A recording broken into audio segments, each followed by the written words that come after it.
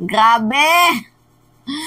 Ang bantot! Grabe guys! Ang bantot-bantot po talaga at napakabaho ng Department of Education ngayon. Alam niyo kung bakit? Ito guys, oh, kita niyo yan? Alam niyo naman ata guys, no, yung isang teacher na nag-viral online dahil nga sinermonan niya, pinagalitan niya, tinuruan niya ng leksyon itong kanyang mga estudyante. So ngayon guys, ang nangyari, hinainan nila ng show cause order. Magpaliwanag daw sa naturang video at pinaiimbestigahan na nila ang naturang video. Alam nyo guys kung paano ko nasabing mabantot at napaka-double standard? Yung teacher guys na sinermonan itong kanyang mga bastos na estudyante, actually nire-real talk niya nga lang guys itong kanyang mga estudyante pero hindi ko tinotolerate ha. Yung teacher na yun, hinaina nila ng show cause order. Pero itong ating Vice President and DepEd Secretary na si Sara Duterte na sumusuporta po sa allegedly criminal dito kay Kibuloy, allegedly rapist. Diba? Hindi man lang nila mahaina ng show cause order, tahimik sila sa issue. Tarantado, no? Nagigets nyo ba guys yung punto ko? Hindi ko na ipi-play yung video sa inyo guys ng teacher, pero alam nyo naman ata guys na sinermonan niya itong kanyang mga estudyante. Alam nyo guys kung bakit nagagawa ng teacher yon? Unang-una, stress. Pagod sa trabaho. Konti yung pasweldo. Tapos samahan mo pa ng mga walang modong estudyante. Yung mga ganitong issue, dapat guys, hindi na to nagba-viral. Hindi na to pinapalaki. Kasi yung tendency neto guys, ang nangyayari, yung mga estudyante nawawala ng modo. Nagigets nyo ba yung punto ko guys? Sa panahon ngayon, napakasensitibo na ng mga estudyante. Totoo yan, guys. Samantalang nung panahon namin, nung 2005, diba kasi ano ko nun, if I'm not mistaken, kinder or grade 2 ako nun. Kinukuhot nga kami sa puwet, pinipingot sa taenga, binabato ng chalk at eraser. Wala namang ganun sa panahon namin. Ngayon lang talaga, guys.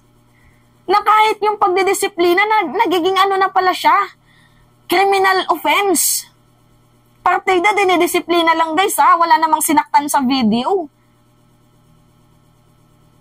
Nakakaloka. Sa totoo lang, alam nyo yung ginagawa nyo, yung pagdepensa nyo sa mga estudyante, ito po guys yung nagiging way para yung mga estudyante mangbastos at mangbastos na lang palagi. Alam niyo yung pinakamahirap na i-deal ng mga teacher ngayon? Yung mga may attitude ng mga estudyante na hindi nalulutas yung ugali nila sa kanilang pamamahay. Na kung kaya't dito sa eskwelahan, dinadala nila yung kanilang pagiging asal basura na ugali. Eh kung ganun lang din naman pala, huwag nyo na lang paaralin yung mga anak ninyo.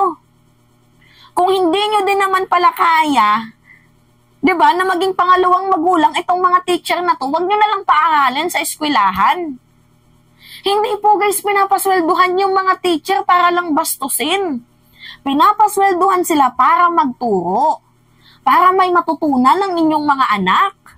Hindi po sila dyan, diba, hindi po sila nag-eskwela, hindi po sila nag-take ng board exam, hindi po sila nagtuturo para po bastusin ang mga estudyante, ng mga anak nyo, ng mga walang modo. Hindi ko sa nila lahat guys ha. As of the moment, yung mga estudyante ng mga matitino, pili na lang. Kukunti na lang sila.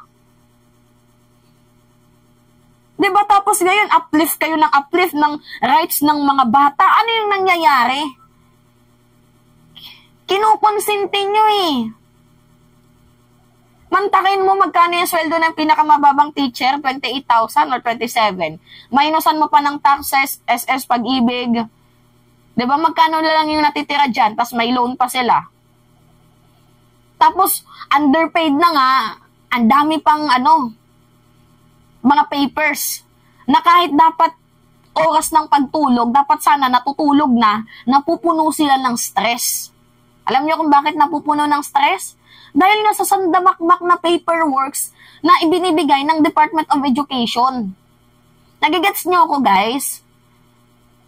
Hindi naman maresolba-resolba yung issue sa DepEd.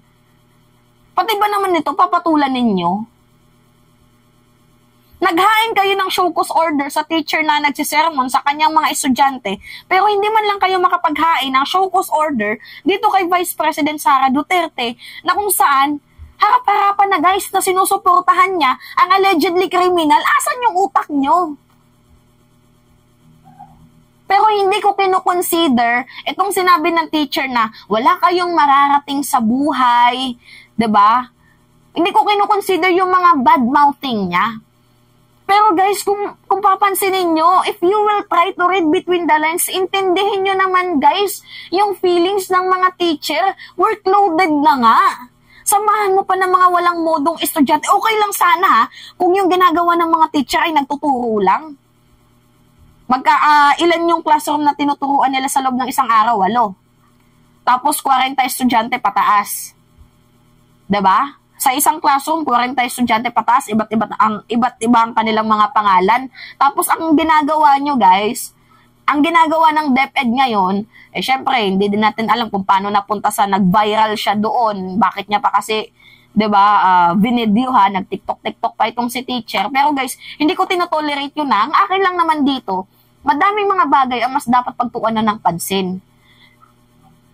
'Di ba? Hindi naman to malaking problema eh. Wala naman pong nasaktan. Ang nangyayari kasi dito guys, masyado nyong tinotolerate, masyado nyong kinukonsinte yung mga estudyante na kung saan yung mga estudyante na yan nawawalan ng tamang matinong asal at nawawalan ng tamang modo. Kung kaya't yung mga teacher ay okay lang sa kanila na bastos-bastusin nila kasi sabi nila may tulfo. May karapatan kami. Sige teacher, pag ginawa mo yan, ipapasuspend kita. May mga ganun, di ba? Na mga threat. Maawa naman kayo sa ating mga kaguruan. Angaso. Nang sabi dito sa balita, din natin, basahin natin. Manila, Philippines. The Department of Education DepEd said a show cause order has already been issued against a teacher in a viral video berating her student. Kasi guys, pinapagalitan niya yung kanyang mga estudyante. And nothing wrong with that kasi mas maigi na din naman kahit papaano na i-real talk niya yung mga estudyante niya para ma-motivate. Alam nyo guys, hindi ko tinotolerate yung bad mouthing ng teacher ha. Lalo na sa sasabihan niya ng kakapal ng mukha nyo, nung sinabi niya na wala kayong mararating sa buhay. Pero guys, syempre, kapag lagi na lang ang ginagawa nila paulit-ulit na pambabastos, hindi naman natin expected na kahit nga mababait, di ba, napupuno. Napuno yung teacher eh. Lahat naman ata tayo guys naubusan ng pasensya. Nakikits nyo ba ako? Hindi ko siya tinotolerate pero motivation to sa mga estudyante. Na sinabihan sila ng ganito ng mga teacher nila, siguro mapapasok din naman sa mga sentido komo nila na dapat kailangan nilang mag-aral para hindi sila maliitin. 'Di ba? On the other hand, hindi tama yung bad-mouthing ng teacher. Pero mas lalong hindi tama na i-issuehan nyo ng show cause order. Tapos, itong ginagawa ni Sara Duterte na sumusuporta sa allegedly criminal, sinusuportahan nyo, okay lang sa inyo. Samantalang yung pagdidisiplina sa mga estudyante, ayaw nyo. Tingnan nyo, tarantado. Ang double standard talaga ng panahon ngayon, no? Ang double standard. Iba talaga kapag makapangyarihan. Hindi mapuna-puna. Ang daming issue na dapat talakayin, nag-focus pa kayo dito. Kaya sa mga teacher dyan, naku, ingat-ingat sa pagdidisiplina sa mga estudyante nyo, ha? Kasi hindi natin alam, baka mamaya, viral na din kayo. Kasi ngayon, yung pagdidisiplina, nagiging ano na pala, criminal offense. Ang layo sa panahon namin. Naranasan ko pa nga dati, kinurot ako ng teacher ko sa puwet. Umiyak lang ako. Kasi nga may mali ako, nagdadaldalan kami ng katabi ko, tapos binato ko ng eraser, tapos kinurot ako sa puwet. O, dalawa kami, pares kaming umiyak, pero at the end of the day, ano yung lesson na nakuha namin? Hindi na kami umulit na, pag may nagtuturong teacher, hindi na kami nagdadaldalan. Yun yung nakuha naming lesson doon nung bata ako. Kaya nga nagkaroon ako guys ng ng thinking na kailangan pag nagtuturo dapat makinig. Kasi pag hindi ako nakinig, kukurutin ako. 'Di ba guys? Lahat naman nagkakaroon ng lesson eh. Pinagalitan sila, ano yung lesson doon? Na hindi na dapat sila umulit sa mga ginagawa nilang pagtatawanan dito sa teacher. 'Di ba yung hindi nila paggawa ng respeto? Masyado na kasi sila guys set over the boundaries eh. Alam niyo yun guys, ito lang yung boundaries mo. Pumunta pa dito. Iba naman ata guys yung level ng estudyante sa level ng teacher.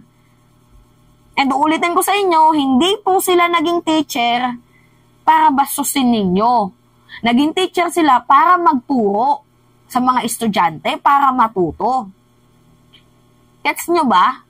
Kung meron nga dapat bigyan ng dito, ng mataas sa sweldo, dapat yung mga teacher eh. Kasi kung walang teacher, walang mga sikat na engineer.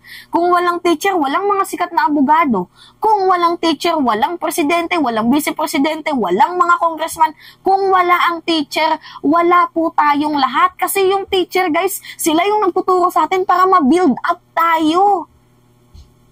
'Di ba? Ma-build up tayo kung ano nga ba yung gusto natin sa buhay. Pinaparealize nila sa atin yung reality. Kung wala yung teacher, wala ako ngayon dito sa harap ninyo. Hindi ko sa pinapagtanggol si ma'am.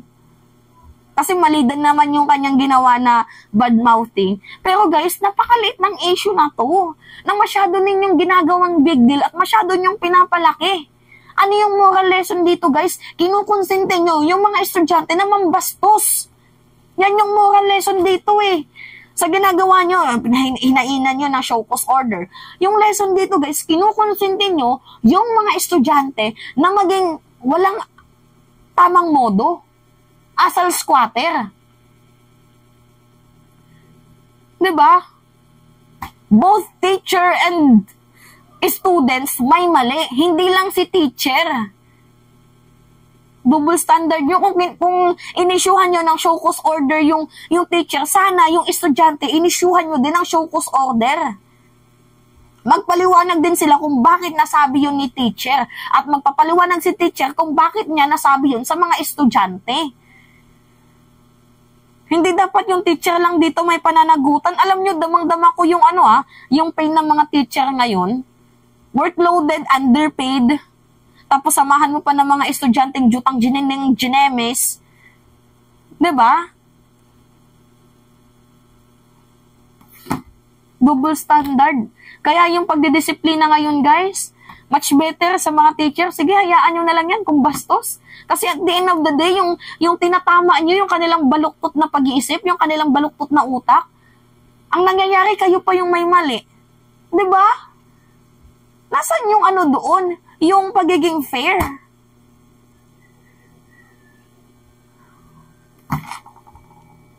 Kakalungkot. Kakalungkot. Yun lang yung masasabi ko. Nakakalungkot na nakakaiyak. Anyway, it's me again guys, si Mima Alicia nyo at nagbabalik ulit para sa ating panibagong video.